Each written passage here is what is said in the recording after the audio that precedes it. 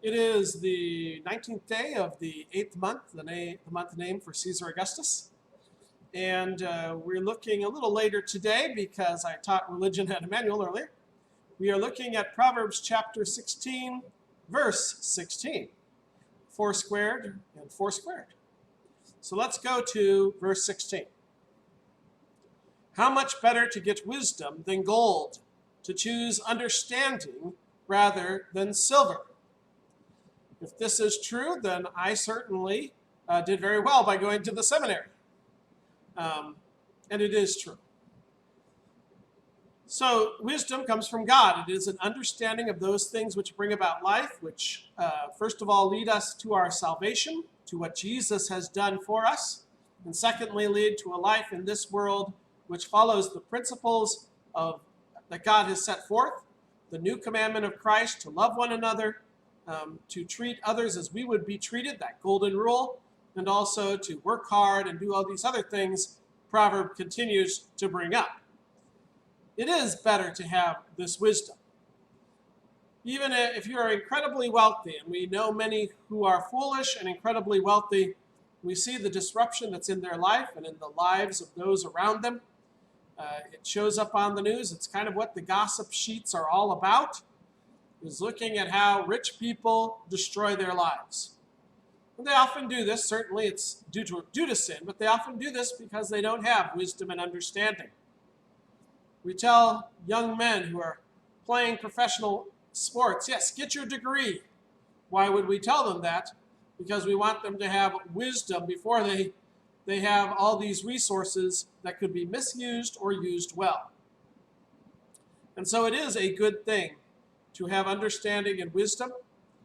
God blesses us often with other things as well. So with Solomon, the writer of this, he started with wisdom and then God blessed him with long life and wealth.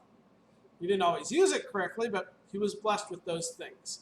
But it was good to start with an understanding of God's plans.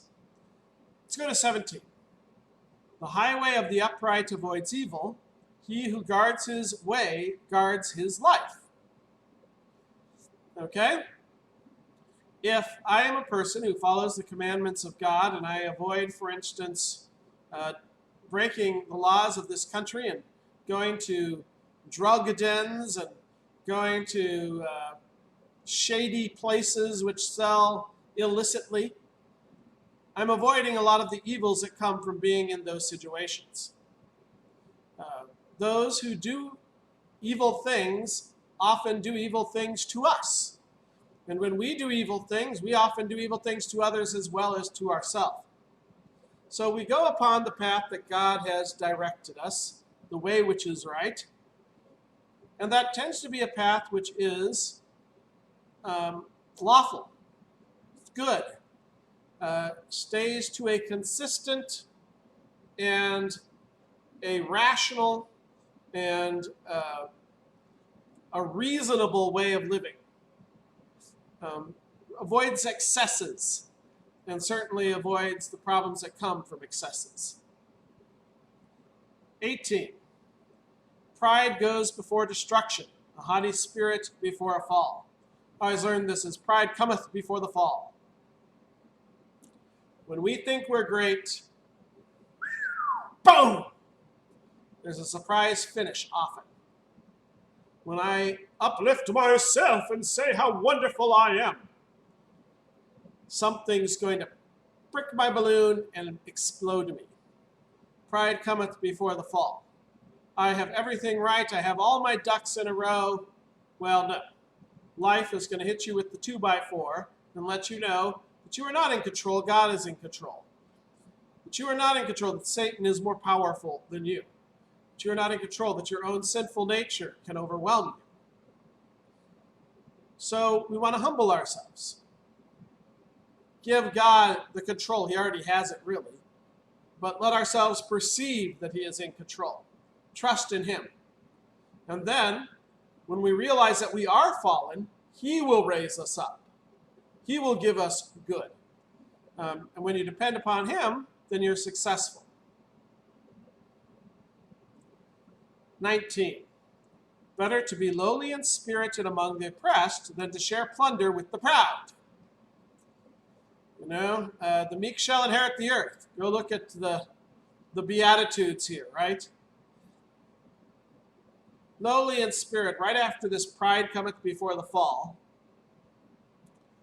We, in order to know that we need God, have to first realize what we are.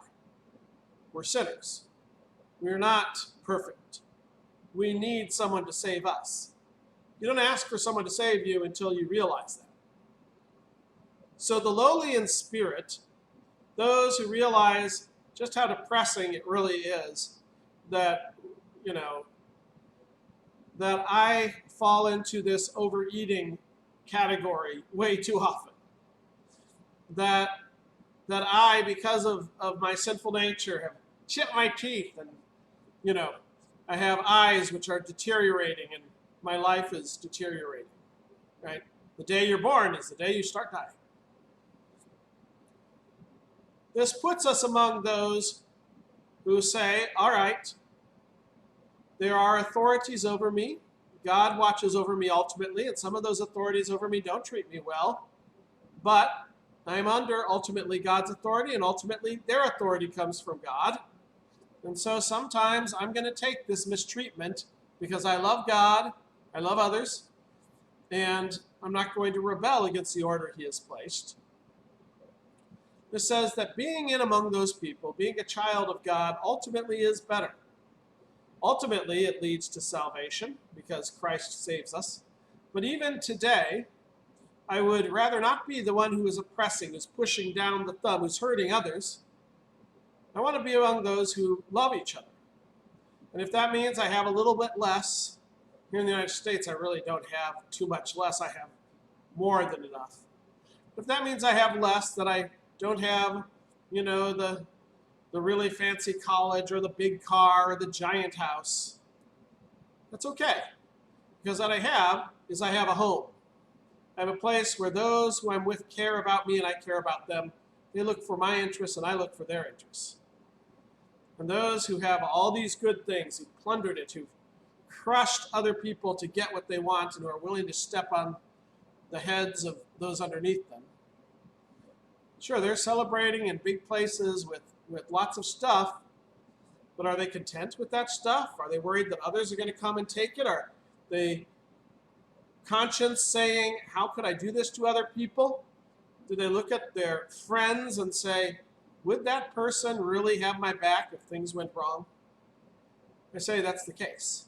So it is better to live with the righteous, with those who are content in the gifts of the Lord, than those who take what others have and hurt them in the process.